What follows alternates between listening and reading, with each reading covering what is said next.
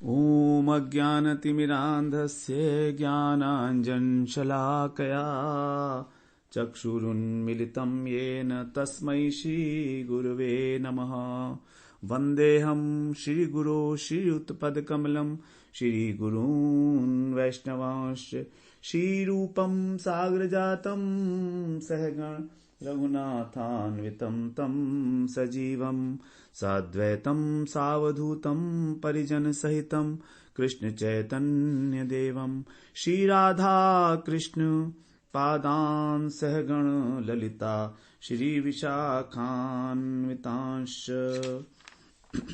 तमादिदेवं करुणानिधानं तमालवर्णं सुहितावतारम् अपार संसार समुद्र सेतुं भजामहे भागवत स्वरूपम्।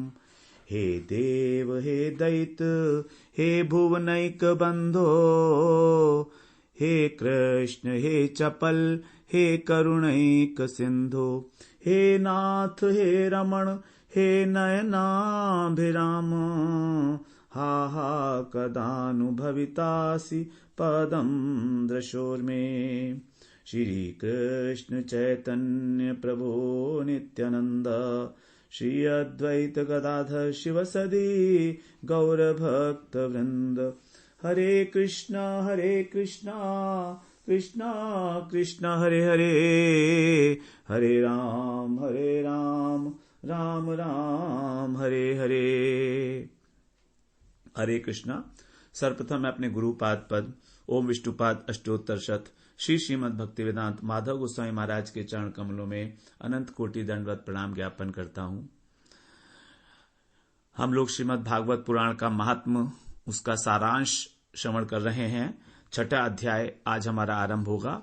हम लोगों ने 5वें अध्याय तक श्रवण किया कि किस प्रकार से दृष्टांत दिया गया चौथे और 5वें अध्याय में भागवत की महिमा के संबंध में, कि भागवत किस प्रकार से जो धुंधुकारी, अत्यंत दुराचारी और क्रूर निर्दयी व्यक्ति था, ब्राह्मण था, लेकिन कुसंग के कारण जो है वो इस प्रकार उसका स्वभाव हो गया था, और उसका किस प्रकार उद्धार हुआ भागवत का श्रवण करने से। जब गोकर्ण जी ने उसको भागवत का श्रवण कराया तो धुंधुकारी का उद्धार हुआ। उसके बाद वहां पर जब दूसरे सत्र में सबके अनुरोध करने पर जब दूसरा सत्र किया गया भागवत का, तो जितने भी श्रोता थे, कुत्ते से लेकर चांडाल पर्यंत, चांडाल से लेकर कुत्ता पर्यंत, जितने भी पशु पक्षी जानवर, सबके लिए सबका ही उद्धार हुआ, और सबके लिए गोलोक वहां से वैकुंठ से विमान आया और भगवान स्वयं गोकर्ण जी को लेने आए हैं वहां पर, और उनको अपने साथ आलिंगन करके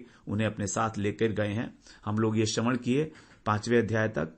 छठे अध्याय में अब सनत कुमार जी नारद जी को श्रवण की विधि बता रहे हैं कि इसका भागवत का आयोजन किस प्रकार करना चाहिए, उसकी श्रवण की विधि क्या है। तो विधि के लिए 2 वस्तु बताई हैं। एक तो सहायक मनुष्य चाहिए और एक संपत्ति, धन चाहिए, क्योंकि जो सहायक व्यक्ति होगा वो सहायता करेगा, विधि किसी प्रकार की भी कोई उसमें पूर्ति करनी है तो। और संपत्ति चाहिए, ज्योतिष से पूछकर इसका मूर्त निकलवा सकते हैं।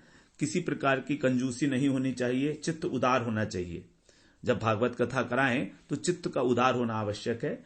और आषाढ़ से लेकर कार्तिक तक के मास जो हैं वो अत्यंत पवित्र हैं। माघ और फागुन ये भी अत्यंत पवित्र माने गए हैं। मार्गशीर्ष भी उत्तम मास है, और माघ मास तो अत्यंत धन्य बताया गया है। माघ मासोपि धन्यो अयम सप्ताह श्रवणे। माघ मास में सप्ताह का श्रवण करना विशेष बात है। ये सब बातें केवल उनके लिए हैं जो किसी प्रकार की इच्छाएं करते हैं भागवत का श्रवण करने से, इस संसार के सुख की, भोग की। लेकिन जो वैरागी हैं, जिन्हें भगवत प्रेम की प्राप्ति करनी है, उनके लिए किसी प्रकार का कोई नियम नहीं है भागवत की कथा के लिए। अब जो लोग भागवत की कथा में परिश्रम करके सहयोग दें, उनको बुला लेना चाहिए, क्योंकि बहुत बड़ा इंतजाम करना होता है। जगह जगह समाचार भेजना चाहिए कि यहां पर भागवत कथा होगी, आप लोग पधारिएगा। ये नहीं सोचना चाहिए कि अधिक लोग हो जाएंगे तो हमें प्रबंध करना पड़ेगा, बल्कि ये सोचना चाहिए कि अधिक से अधिक लोग इसका लाभ उठा सकें। तो प्रबंध का भार जो है दूसरे के ऊपर छोड़ दें, जो सहायता करने के लिए आए हैं और स्वयं जो है वो विधि पूर्वक सप्ताह का श्रवण करें, तभी कथा में तन्मयता आएगी। क्योंकि यदि हमें मैनेजमेंट ही करना पड़ेगा कथा में और हम ही अरेंज करा रहे हैं, हम ही यजमान हैं, तो फिर भागवत कथा श्रवण नहीं कर पाएंगे हम तन्मयता के साथ। तो जो भी लोग दूर रहते हैं उनको भी जरूर बुलाना चाहिए, चाहे स्त्री हो, शूद्र हो, किसी भी प्रकार का। तो मां व्यास जी ने भागवत की रचना की थी, लेकिन उसको समझना बड़ा कठिन है। लेकिन भागवती वार्ता जो है, भागवत इसलिए बनाई गई कि जो पापी हैं, पतित हैं, अनधिकारी हैं, वे भी परम कल्याण को प्राप्त कर सके, यही एक कारण था। फिर बताया कि किस प्रकार से निमंत्रण पत्र भेजना चाहिए, उसमें क्या लिखना चाहिए कि यहां पर समाज हो रहा है, अपूर्व रस कथा होगी। यहां पर अपूर्व रस रूपैव कथा चात्र भविष्यति, श्रीमद् भागवत पीयूष पांताय रस लंपटः, भवतंश तथा शीर्घम आयात प्रेम तत्परहा। क्योंकि आप रसिक हैं भगवत प्रेम के, भगवत रस के, तो इसलिए आप शीघ्र ही यहां पर आएं। और यदि अवकाश नहीं है तो कम से कम एक दिन के लिए जरूर आ जाएं, एक दिन के लिए अवश्य आएं। क्योंकि क्षणोत्रैव सुदुर्लभ, भागवत कथा का एक क्षण भी मिलना जो है वो मुश्किल है। सबको बड़ी विनम्रता के साथ बुलाना चाहिए, अधिकार के साथ नहीं, विनम्रता के साथ। और जो आए उनके ठहरने का, खाने पीने का ठीक प्रकार से इंतजाम होना चाहिए। जहां पर कथा हो वो थोड़ा खुला स्थान हो, अधिक से अधिक आसपास जो कूड़ा करकट हो उसे साफ कर लें, शोधन मार्जन कर लें। 5 दिन पहले से ही इसकी स्थान की सफाई बताई गई है। ऊंचा सा मंडप बताएं, केले के खंबे इत्यादि लगा दें, फूलों से और फलों से उसको सुसज्जित करके, चारों तरफ झालर लगा के, ध्वजा लगा के। धन खर्च करना चाहिए इसमें थोड़ा सा अधिक, जिससे कि बताया है कि जिस प्रकार की विवाह में धन सदृश किया जाता है, धन खर्च किया जाता है, विवाहे सदृशम वित्तम तादृशम परिकल्पयेत। क्योंकि विवाह में किसी प्रकार की कोई कंजूसी नहीं करता है सजावट पे, तो उसी प्रकार से यहां पर भी ऐसे करना चाहिए हमको। और जो विरक्त हैं, जो कथा प्रेमी हैं, उनको भी बुला कर लाना चाहिए। यदि कोई आनाकानी करे आने में, तो भी उसके आग्रह जरूर करना चाहिए और उसको सबसे आगे आसन देना चाहिए। जो आना नहीं चाह रहा है उसको विशेष रूप से बुलाकर और आदर पूर्वक आगे आसन देना चाहिए। जो वक्ता है उनके लिए ऊंचा सा एक दिव्य आसन बनवाना चाहिए कि किस प्रकार से सब देश काल के अनुसार सारी व्यवस्था बड़ी अच्छी प्रकार से कर लेनी चाहिए। किसी बात का कोई आग्रह ना रखें, बुद्धे फलम ना अनाग्रह, जिद्दी नहीं होना चाहिए कि ये ऐसा ही होना है, ऐसा ही होना है। इस प्रकार का जो जिद है ये ठीक नहीं है। फिर जो वक्ता है उसके संबंध में बताते हैं कि वो विरक्त वैष्णव हो, वेद और शास्त्रों के ज्ञाता हो, उनसे सुनना चाहिए। दृष्टांत कुशलो धीरो वक्ता कार्योति निष्प्रिय, दृष्टांत में कुशल हो, जिससे कि वो प्रत्येक सिद्धांत को दृष्टांत देकर, लौकिक दृष्टांत देकर जो है समझा सके। तो इस प्रकार से वक्ता को भी बीच बीच में दृष्टांत देकर समझाना चाहिए। वैसे तो यहां पर उपाख्यान बहुत सारे हैं, लेकिन यदि कोई सिद्धांत प्रतिपादित करना है और उसका कोई लौकिक दृष्टांत बनता है तो इस प्रकार से उसको होना चाहिए। विरक्तो वैष्णवो विप्रो वेद शास्त्र विशुद्धिकृत, वो वैष्णव हो, विरक्त हो, वेद शास्त्र का उन्हें थोड़ा ज्ञान हो, विवेकी हो। और कैसा नहीं हो बता रहे, अनेक धर्म विभ्रांता स्त्रैणा पाखंडवादिन है। अनेक धर्म विभ्रांता, अनेक धर्म अनेक प्रकार की कथाएं करते हों, अनेक विभ्रांत हों खुद ही शास्त्रों के विषय में कि जो वास्तविक उपास्य तत्व कौन है वो इस प्रकार के हों, उनको नहीं करना चाहिए, उनको नहीं लेना चाहिए। और स्त्रैण, जो स्त्री लंपट हैं और जो पाखंडवादिन हैं, जो पाखंडी हैं, तो वक्ता को बहुत धीर होना चाहिए, धैर्य पुरुष, गंभीर हो, है ना, किसी प्रकार की उनको कोई आशा ना हो, निष्प्रिय है। इस निष्प्रिय का मतलब है कि धन की कामना, क्योंकि भागवत की कथा बेचकर यदि कोई कमाई करना चाह रहा है तो ऐसा वक्ता ना हो, यही अच्छा है। इस प्रकार के वक्ता के द्वारा जो कथा सुनी जाएगी उससे हमारे हृदय के अंदर शुद्ध भक्ति का उदय होगा। ये संभावना मात्र है, लेकिन अत्यंत मुश्किल है ऐसा होना। तो पास में एक वक्ता होना चाहिए, साथ में सहायता के लिए पंडित हो जो किसी प्रकार का संशय हो, यदि वक्ता उस प्रश्न का उत्तर ना दे पाए तो बाद में उस प्रश्न का वो उत्तर वो पंडित दे सके। पंडित है संशय छेदता, लोक बोधन तत्परः। इस प्रकार जो वक्ता है उसके लिए बताए जा रहे हैं, और यजमान के लिए कि पहले ही एक दिन जो है अपना क्षौर करा लेना चाहिए, अपना शेविंग एटसेट्रा जो भी है, बाल वगैरह, और नित्य कर्म से मुक्त होके स्टार्टिंग में ही जो है आरंभ में हमें संध्या वगैरह करके और कथा का आरंभ करवाना चाहिए। भगवान की स्थापना करें, फिर कृष्ण की प्रदक्षिणा हो, पूजा हो कृष्ण की, फिर उनकी परिक्रमा, नमस्कार, स्तुति। इस प्रकार से संसार सागरे मग्नम दीनम माम करुणा निधि कर्म मोह ग्रहितांग माम उद्धर भवार्णवात।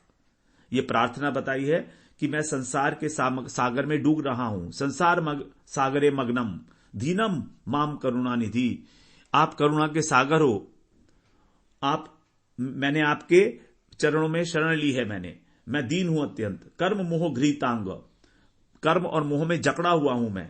माम उद्धर, मेरा इस संसार सागर से आप जो है उद्धार करिए। ये भागवत की कथा है। इस प्रकार कृष्ण का स्तुति है। उसके बाद फिर भागवत की पूजा करनी चाहिए, क्योंकि भागवत साक्षात कृष्ण है, कृष्ण विग्रह है, शब्दमयी मूर्ति है भगवान की। तो धूप दीप इत्यादि के बाद उनकी आरती करके स्तुति करनी चाहिए कि आप प्रत्यक्ष कृष्ण हैं। श्रीमद् भागवत, आप प्रत्यक्ष कृष्ण हैं। श्रीमद् भागवतोख्यो अयम प्रत्यक्ष है कृष्ण एव ही, स्वीकृतो असि मया स्वीकृतो असि मया नाथ। आप मुझे स्वीकार करें आप, क्योंकि आप ही कृष्ण हैं। देखिए, प्रत्यक्ष कृष्ण है भागवत। हम कृष्ण को तो देखे नहीं, लेकिन हम भागवत को देख सकते हैं, हम अपने कानों से सुन सकते हैं, हम नाक से सूंघ सकते हैं, हम वाणी से उनका उच्चारण कर सकते हैं। प्रत्येक अक्षर में भागवत के भगवान का दर्शन है। तो हमने आपको स्वीकार किया है, स्वीकृतो असि मया नाथ, मैंने आपको इस स्वीकार किया है कृष्ण के रूप में ही, और आप कृष्ण ही हैं। दासो अहम तव केशव, मैं आपका दास हूं। इस प्रकार से भागवत की पूजा करके और फिर हमें जो है किसी प्रकार का नियम धारण करना चाहिए। वक्ता की, इसके बाद वक्ता की पूजा है। भागवत की पूजा के बाद फिर वक्ता की पूजा है, उसको आभूषण इत्यादि दे और शुक रूप से उसको आसन पर आग्रह करे कि आप आसन ग्रहण करें। शुक रूप प्रबोधस्य सर्वशास्त्र विदारध एतत् कथा प्रकाशेन मद ज्ञानम विनाशय। आप शुक रूप वक्ता हैं, आप प्रबुद्ध हैं, समझाने की कला में निपुण हैं, शास्त्रों के साथ अपनी बातों की संगति बिठा सकते हैं, समझा सकते हैं। तो आप इस प्रकार जो है कथा के द्वारा मेरे अज्ञान का निराकरण करें। वक्ता के अतिरिक्त 5 ब्राह्मण और वहां पर बिठाने चाहिए, जो कि किसी प्रकार कथा में विघ्न ना उपस्थित हो, क्योंकि 7 दिन तक करनी है। तो उसके लिए 12 मंत्र का जाप करें। और इसके अतिरिक्त जितने भी वहां पर ब्राह्मण हैं, कीर्तन करने वाले लोग हैं, सबको नमस्कार करें, वहां पर सबकी पूजा करें और सबको उनसे आज्ञा लेकर फिर आसन के ऊपर बैठना चाहिए। श्रवण के समय हमें किसी प्रकार की चिंता नहीं होनी चाहिए, ये बड़ा इंपॉर्टेंट बात है। चिंता जो है वो हमको कथा श्रवण करने में बाधा है। लोक चिंता, धन चिंता, ग्रह चिंता, पुत्र चिंता इत्यादि, केवल कथा में चित्त लगा हो और बुद्धि शुद्ध हो हमारी। अब कथा कितने समय के लिए बताई गई है? कथा बताई गई है 3 पहर तक होनी चाहिए, सूर्योदय से आरंभ करके 3 पहर। जैसे एक दिन में 8 पहर होते हैं, तो 3 घंटे का एक पहर होता है। तो 3 पहर का मतलब हो गया 3.5 पहर। 3.5 पहर बताए हैं, मतलब 10.5 घंटे हो गए ये हमारे, क्योंकि एक पहर होता है ना 3 घंटे का, तो 9 और 1.5 10.5 घंटे। और बीच में 2 घड़ी का विश्राम 48 मिनट का केवल। और उस 48 मिनट में भी कीर्तन इत्यादि किया जाए और प्रसाद वगैरह की व्यवस्था की जा सकती है, क्योंकि कीर्तन होते रहना चाहिए किसी न किसी के द्वारा। तो इस प्रकार से केवल जो है 48 मिनट का ही बीच में विश्राम रखा गया है मध्याह्न के समय में। और हल्का भोजन करना चाहिए, जिससे कि मलमूत्र इत्यादि का जो दबाव है, प्रेशर है, वो ना पड़े। लघ्वाहार, तो क्या खाएं और क्या ना खाएं, इसके लिए यही विचार करें कि जिसको भगवान का भोग लगाया जा सकता है जिस वस्तु का, केवल उसी वस्तु को खाएं। यदि भगवान को उसका भोग नहीं लगाया जा सकता है तो वो हमें नहीं आहार लेना चाहिए किसी प्रकार। और आहार के विषय में बताया है कि यदि शक्ति है तो एक बार ही भोजन करे, शक्ति है तो अल्पाहार करे, बिल्कुल 7 दिन उपवास भी करे, चाहे तो कर सकता है तो, या घी या दूध पीकर फलाहार करके अगर रह सकते हैं तो, क्योंकि ये व्रत के दिन नहीं है, ये वास्तव में कथा श्रवण है। अब यहां पर जो महत्व है वो कथा का है, उपवास का महत्व नहीं है। उपवास तो कभी भी किया जा सकता है। उपवास, व्रत या अल्पाहार जो किया जा रहा है वो इसलिए किया जा रहा है कि कथा के अंदर वो सहयोगी हो। यदि हम गरिष्ठ भोजन करेंगे तो कथा के अंदर आलस्य आएगा। तो इस प्रकार से अगर हम 10 घंटे की कथा एक दिन में लगाते हैं तो फिर टोटल कथा हमारी 7 दिन की बन जाती है, 70 घंटे की। तो तभी वास्तव में भागवत की जा सकती है 70 आवर्स, 70 घंटे की भागवत सप्ताह के लिए। तो अब आजकल तो इस प्रकार के नियम का पालन नहीं होता है। 3 घंटे, 3.5 घंटे, 4 घंटे की कथा होती है और उसमें भी 1-1.5 घंटा तो जो है भजन के अंदर और संगीत में चला जाता है। तो मुश्किल से 2.5 घंटे की कथा रह जाती है।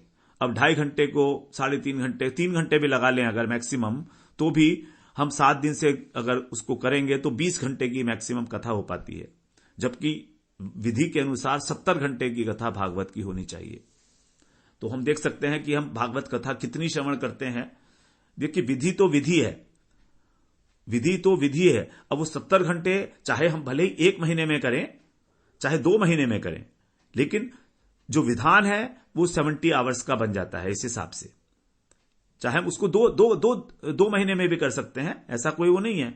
तो यदि हम 1 महीने में करते हैं उसको, तो हमें लगभग 2 घंटे, 2.25 घंटे की कथा करनी पड़ेगी।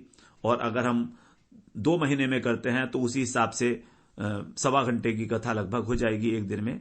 और 1 दिन में करना है तो 2.5 घंटे की कथा हो जाएगी। तो इस प्रकार से कथा को करें अल्पाहार लेकर, और जिससे कि हमारा श्रवण में मन लगे।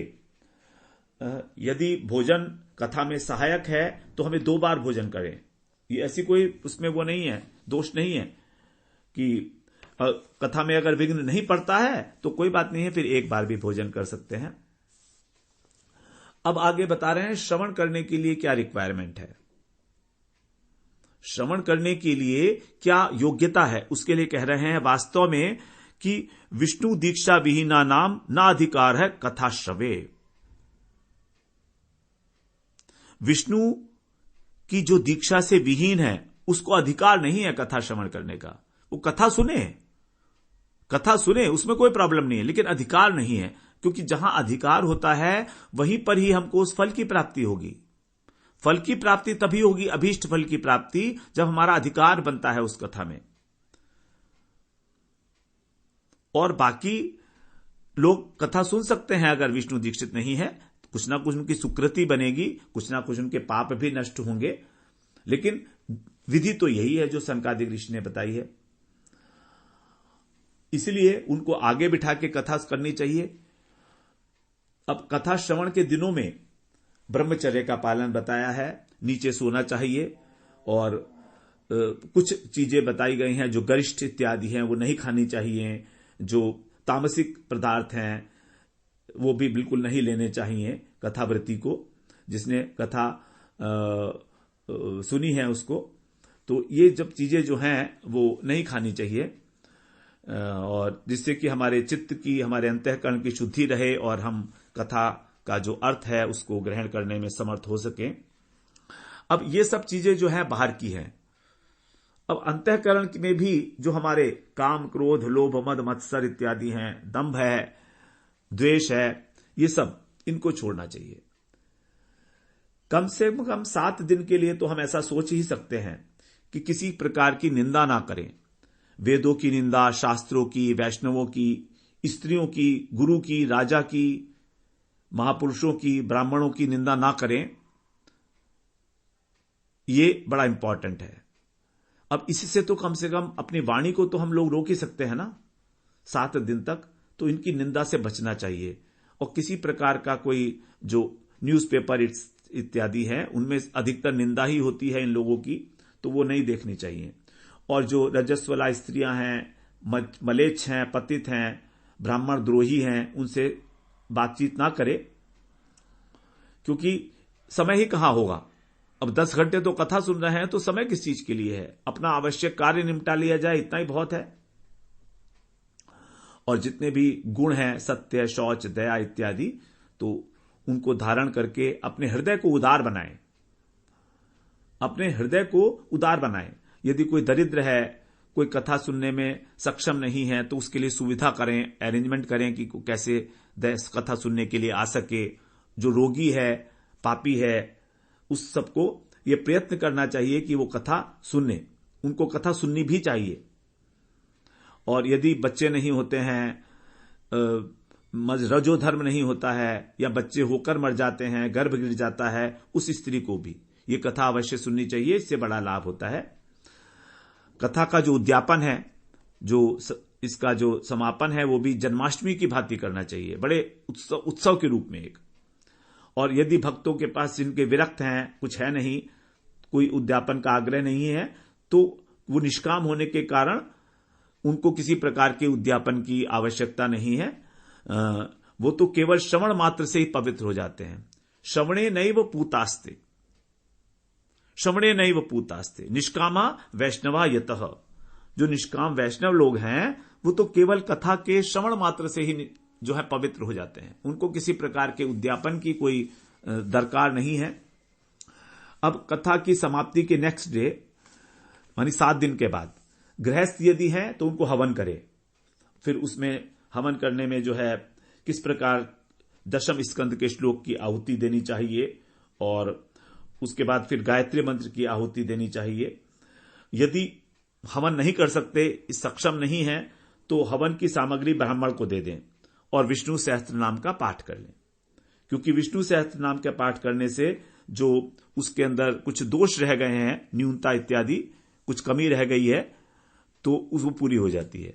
और जो विरक्त लोग हैं, वो इसके अंतिम दिन गीता का पाठ कर लें, यदि विरक्त है तो विरक्त हैं तो पाठ कर लें, और यदि गृहस्थ हैं तो अगले दिन उसका हवन करें। पाठ उसी दिन करना होगा, गीता का पूरा, संपूर्ण गीता का 18 अध्याय का। तो ये जो साधन है, इन साधनों से किसी प्रकार भी कलयुग का प्रभाव जो है वो नहीं पड़ता है। यदि इस प्रकार कथा श्रवण किया जाता है पूरे विधि के साथ, वैष्णव विधि के साथ, तो वास्तव में यही एकमात्र उपाय है। यदि हम भगवान के नाम का कीर्तन करते हैं, तो कभी ना कभी, किसी ना किसी समय भगवान से जुड़ेंगे ही। ये बिल्कुल पक्की बात है। आज नहीं तो कल, कभी ना कभी इसमें होगा। क्योंकि नाम से बड़ा, भगवान की कथा कीर्तन से बड़ा और कोई साधन इस कलयुग में नहीं है। और ज्ञान, विज्ञान, भक्ति, ये सभी पुष्टता को प्राप्त होते हैं कथा सुनकर। तदंते ज्ञान वैराग्य भक्ति नाम पूर्ण पुष्टता परा, तारुण्यम परमम चभूत सर्वभूत मनोहरम। तो ये जो है, जब कथा हुई है, तो इस प्रकार से तीनों लोग, भक्ति, ज्ञान और वैराग्य, तीनों जो है कृतार्थ हो गए, पुष्ट हो गए कथा सुनकर। सनत कुमार जी के द्वारा जो नारद जी को कथा सुनाई जा रही थी, है ना, और सभी प्रकार की जो कामनाएं हैं उनको सिद्ध करने वाली है ये कथा। यदि किसी को भोग चाहिए, किसी को धर्म चाहिए, तो सर्व पाप हराम पुण्याम मुक्ति भुक्ति प्रदायिनी, सब कुछ देने वाली है ये कथा, किसी भी प्रकार का जो भी है। अब जब तीनों ये पुष्ट हो गए, भक्ति, ज्ञान और वैराग्य, तो सभी लोग जो हैं इनके प्रति आकर्षित हो गए। मनोहरम, अत्यंत सुंदर लगने लगे तीनों, भक्ति, ज्ञान और वैराग्य, मूर्तिमान होकर। तो सभी लोग जो कथा सुन रहे थे वो आकर्षित हो गए इनकी ओर। मतलब ये हुआ कि जितने भी श्रोता थे उनके मन में ये रुचि पैदा हो गई कि हमको भी भक्ति मिले, हमको भी ज्ञान, हमको भी वैराग्य मिले। तो ये इस आकांक्षा के साथ हमें कथा श्रवण करनी चाहिए। वास्तव में यही है कथा श्रवण की वास्तविक विधि, कि हमारे हृदय के अंदर भक्ति, ज्ञान और वैराग्य के सहित आकर निवास करें। अब नारद जी जो है कहते हैं कि आपने मेरे को कथा सुनाई है, कृतार्थो अस्मि धन्य अनुग्रहितो अस्मि, मैं धन्य हुआ, धन्यो अस्मि कृतार्थ अनुग्रहितो अस्मि, मैं धन्य हो गया आपकी कथा सुनकर और आपके द्वारा अनुग्रहित हो चुका हूं मैं। भवद्भिर करुणा परई, आप करुणा परायण हो। अद्य में भगवान लब्ध सर्व पाप हरो हरि, आज मैंने भगवान को प्राप्त कर लिया है। नारद जी कैसा है, श्री हरि को आज मैंने प्राप्त कर लिया है। आज मैं मान गया हूं कि जो भी इस संसार में धर्म है उन सबसे श्रेष्ठ धर्म है श्रवण। श्रवणम सर्वधर्मेभ्यो वरम मन्ये तपोधनाः, हे तपोधन, श्रवण ही सारे धर्मों से श्रेष्ठ धर्म है। वैकुंठस्थो यतः कृष्ण श्रवणाद्यस्य लभ्यते, जो वैकुंठ में स्थित भगवान है उनकी भी ये प्राप्ति कराने वाला है। श्रवण के बिना भक्ति नहीं हो सकती, श्रवण के बिना ज्ञान भी नहीं हो सकता, श्रवण के बिना वास्तव में कुछ भी नहीं हो सकता। संसार की भी कोई विद्या यदि लेनी है तो हमें श्रवण करना है सबसे पहले गुरुमुख से, बिना उसके तो हम कैसे सीखेंगे। तो ये एक श्रवण विधि है। और दूसरी विधि है स्वाध्याय, मनन। जो कुछ भी हमने सुना है उसके ऊपर मनन करना। अब नारद जी कह रहे हैं कि जब ये बात हो ही रही थी, इतना कह ही रहे थे नारद जी, तो वहां पर जो है सुखदेव जी आ गए, साक्षात सुखदेव जी, योगेश्वर सुखदेव जी महाराज वहां पहुंच गए। 16 वर्षीय हैं सुखदेव जी और अत्यंत सुकुमार हैं और आत्मलाभ परिपूर्णम, आत्मलाभ से परिपूर्ण है। मतलब उन्हें किसी भी प्रकार की कोई आवश्यकता नहीं है इस जगत में, किसी भी चीज की कोई आवश्यकता नहीं है। इस प्रकार से सुखदेव जी वहां पहुंचे हैं और सुखदेव जी का सबको दर्शन होता है। सब लोग आनंद में निमग्न हो जाते हैं उनको देखकर, उनके सम्मान में, उनका तेज को देखकर सब लोग जो है धन्य समझते हैं अपने को और उनके सम्मान में खड़े हो जाते हैं। इस प्रकार नारद जी उनको आसन देते हैं, उनकी पूजा करते हैं सुखदेव जी की। और सुखदेव जी कैसे आए हैं कि धीरे धीरे भागवत के श्लोकों को गुनगुनाते हुए, हमेशा सुखदेव जी हमेशा भागवत के श्लोकों को ही गुनगुनाते रहते हैं, धीरे धीरे उसका पाठ करते रहते हैं। अब नारद जी जब सुखदेव जी बैठ गए तब वहां पर उन्होंने फिर भागवत की महिमा बताई है। निगम कल्प तरोर गलितम फलम शुक मुखाद अमृत द्रव संयुतम पिबत भागवतम रसमालयम मुहुरहो रसिका भुवि भाव कहा। हम लोग इस श्लोक की व्याख्या तो कर चुके हैं मंगलाचरण में कि जो वेदों का जो पका हुआ फल है वही है ये कल्प तरु की भांति। वेद रूपी कल्प वृक्ष का जो पका हुआ फल है वही है जो सुखदेव जी के मुख से जब निस्सृत हुआ तो उसमें एक अमृत मिल गया। गलितम फलम, गलितम फलम मतलब किसी का तोड़ा हुआ नहीं है। जैसे हम लोग पेड़ के ऊपर ठेला मार पत्थर मार के और तोड़ते हैं या डाल हिला के तोड़ते हैं, ये ऐसा नहीं है। ये अपने आप से मिला है, सर्व वेदों का सार है, अपने आप से भागवत के रूप में प्रकट हुआ है ये फल।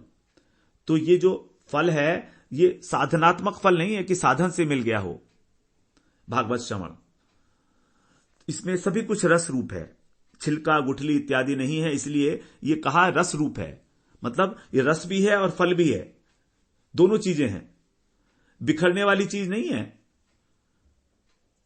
और इस पर स्टैंप लगी है सुखदेव जी की। सुखदेव जी के मुख से जो भी है निकला है तो अमृत द्रव संयुतम पिबत भागवतम रसमालयम। रसमालय मतलब आलय, आलय का मतलब है मृत्यु पर्यंत, मृत्यु नहीं बल्कि मोक्ष पर्यंत। मोक्ष पर्यंत जो भागवत लोग हैं, जो भावुक भक्त हैं भगवान के, वो निरंतर निरंतर इसका पान करते रहते हैं। आलयम पीते पीते जब तक होश रहे, जब तक होश रहे तब तक, अर्थात जब तक हमारा लिंग शरीर है, हमारा सूक्ष्म शरीर है, जब तक हमको भगवत प्रेम की प्राप्ति नहीं होती है तब तक इसका निरंतर पान करता रहे, निरंतर पान करता रहे। तो उसके बाद फिर यहां पर सुखदेव जी इसका दूसरा महिमा बता रहे हैं। धर्म है प्रोजित कैतवोत्र परमो निर्मत्सराणाम सताम, कि यही एक धर्म है, परम धर्म, जो सब प्रकार के कपट से शून्य है, किसी प्रकार का कपट नहीं है। धर्म अर्थ काम मोक्ष प्रोज्झित, प्रोज्झित का मतलब है, जित का मतलब है रहित होना, प्रोज्झित का मतलब है विशेष रूप से रहित होना, मतलब मोक्ष भी नहीं है ये भागवत के अंदर। भागवत का जो तत्व है, जो उद्देश्य है, वो भगवत प्रेम है।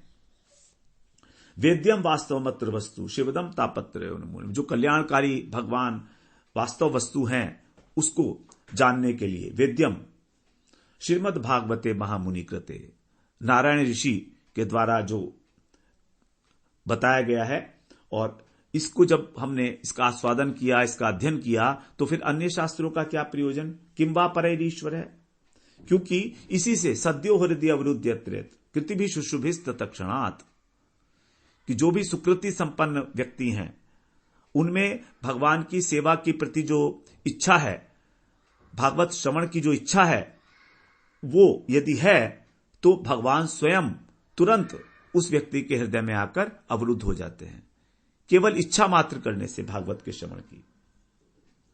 तो यहां पर जो प्र उपसर्ग बताया है प्रोज्झित में, उसमें मोक्ष का भी यहां पर निषेध कर दिया गया है।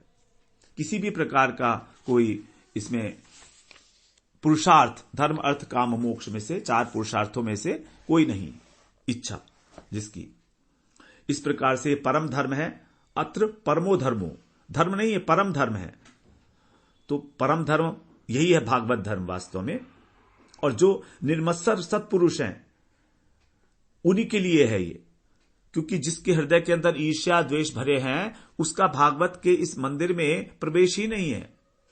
भागवत मंदिर में प्रवेश करने की सबसे पहली योग्यता है निर्मत्सरता।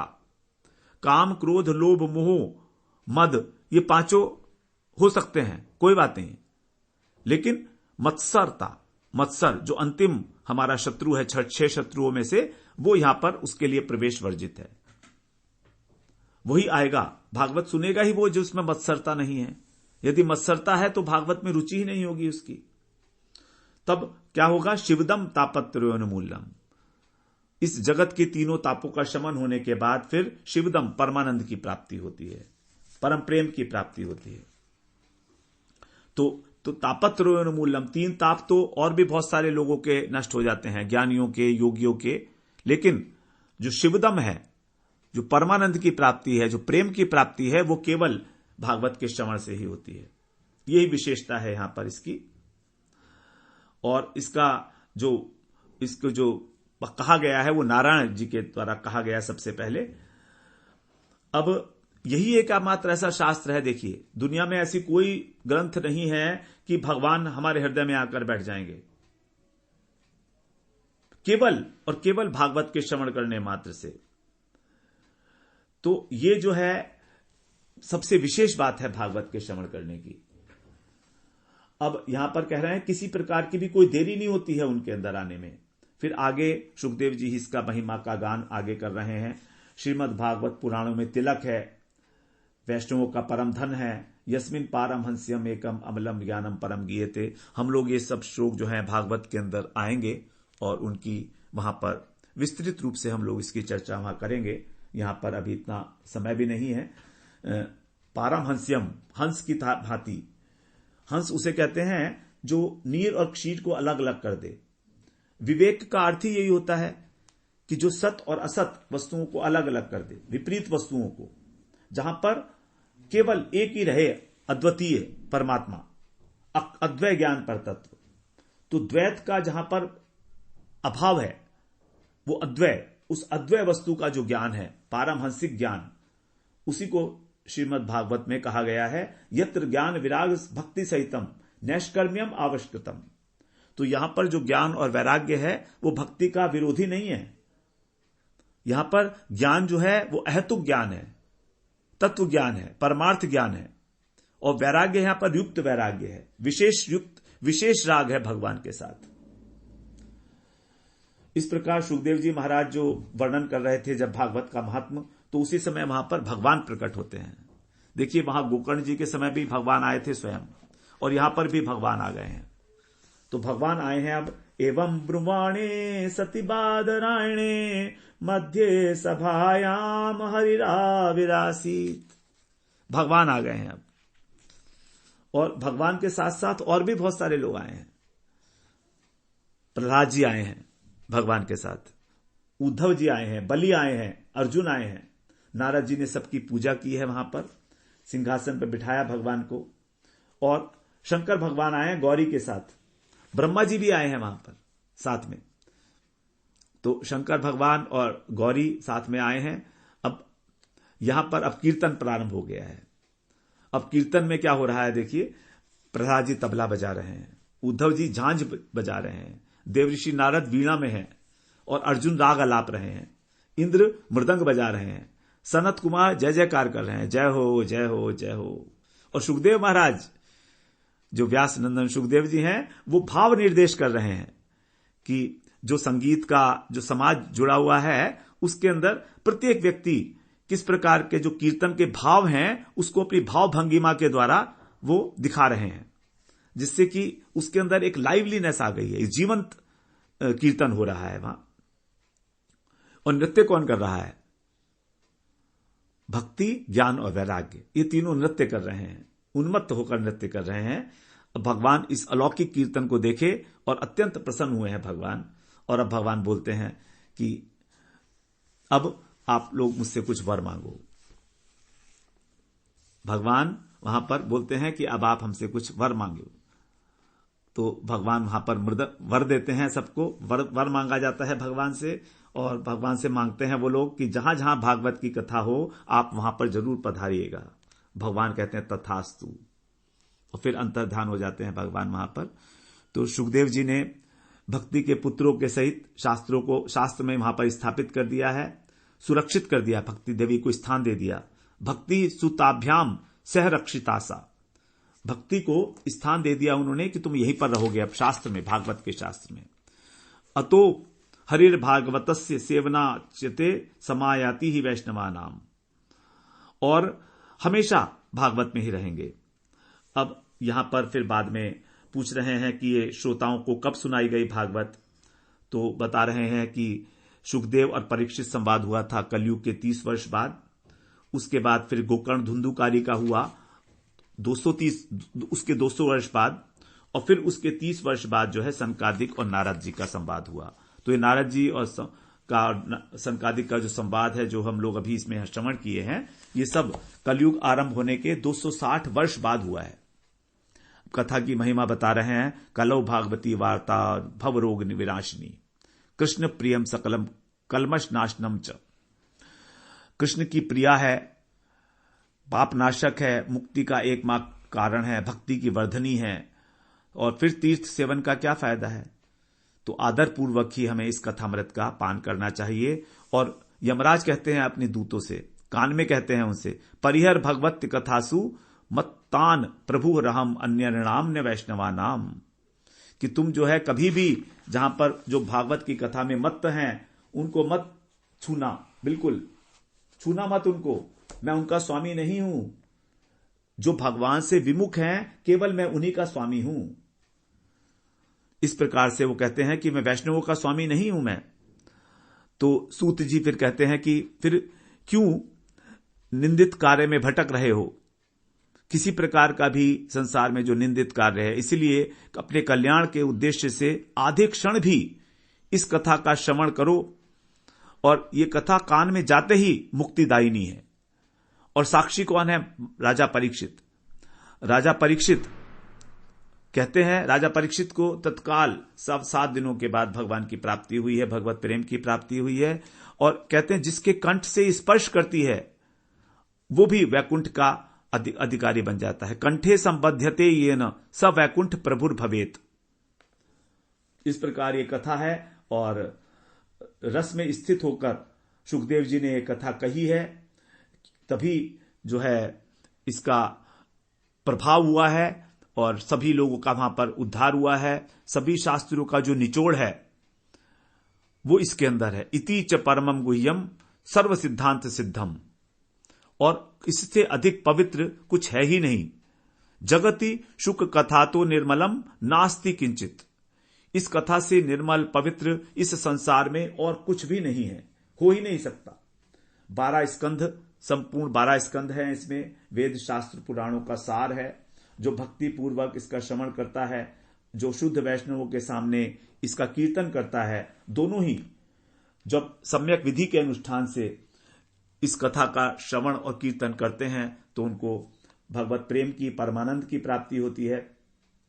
और ऐसा कुछ नहीं है इस संसार के अंदर जो भागवत का आश्रय लेकर ना प्राप्त किया जा सके। तो वास्तव में कुछ भी असाध्य नहीं रहता उन लोगों के लिए। त्रिभुवने किमपि असाध्यम, इस भुवन में, 14 भुवन में उनके लिए कोई भी वस्तु असाध्य नहीं है। इस प्रकार हम लोगों ने 6ठे अध्याय को आज थोड़ा शीघ्रता के साथ श्रवण किया। उसका सारा जो कथा वस्तु है, बहुत लंबा अध्याय है, इसमें काफी सारे श्लोक हैं, 103 श्लोक हैं इसके अंदर। तो अब हम कल को फिर स्कंद पुराण के अंदर जो 4 अध्याय हैं उनका भी श्रवण करेंगे जो भागवत महात्म्य से संबंधित है। वांछा कल्पतरुभ्यश्च कृपा सिंधुभ्यैव च पतितानां पावनेभ्यो वैष्णवेभ्यो नमो नमः।